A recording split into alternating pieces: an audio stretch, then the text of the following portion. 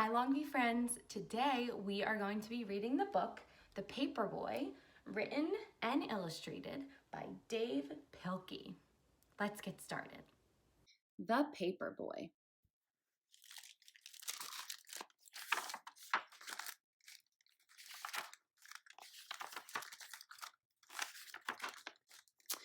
The mornings of the Paperboy are still dark and they are always cold, even in the summer. And on these cold mornings, the Paperboy's bed is still warm and it is always hard to get out, even for his dog. But they do. And softly they step down the quiet hall, past the door where the Paperboy's father and mother are sleeping, past the door where his sister is asleep, and down to the kitchen where they eat from their bowls, and out to the garage where they quickly fold their papers, snapping on green rubber bands and placing them in a large red bag. It's hard to ride a bike when you are loaded down with newspapers, but the Paperboy has learned how to do this, and he's good at it. The Paperboy knows his route by heart, so he doesn't ever think about which house to pedal to. Instead, he is thinking about other things, big things and small things. Sometimes he's thinking about nothing at all.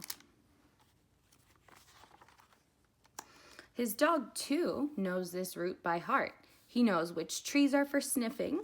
He knows which bird baths are for drinking, which squirrels are for chasing, and which cats are for growling at.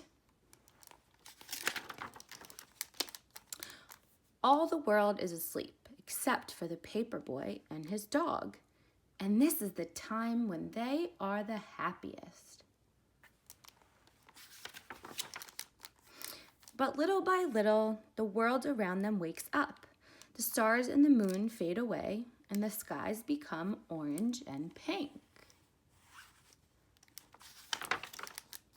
And when the Paperboy has delivered his last newspaper, he and his dog race home, and his empty red bag flaps behind him in the cold morning air.